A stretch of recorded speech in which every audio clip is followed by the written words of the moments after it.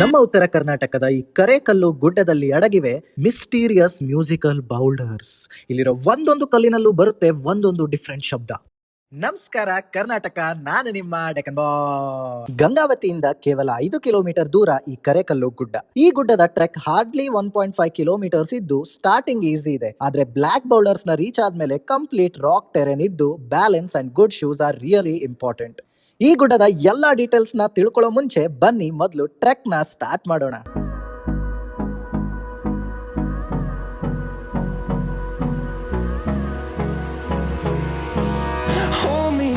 Till I get up, time is barely on our side. I don't wanna waste what's left.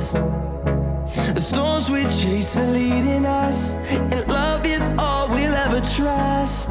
Yeah, no, I don't wanna waste what's left. And on.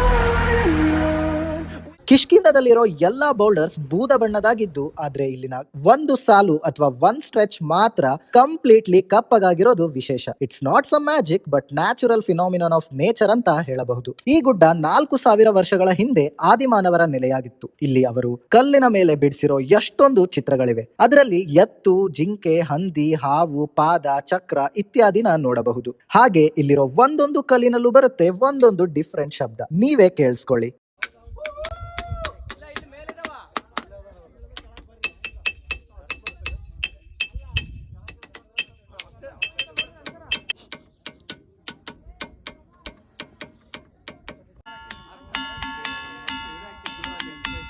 ಇಲ್ಲಿ ಕಾಡು ಪ್ರಾಣಿಗಳು ಜಾಸ್ತಿ ಇರೋದ್ರಿಂದ this place is very dangerous to trek, so no location will be revealed. ಬಂಡಿ ಮೇಲೆ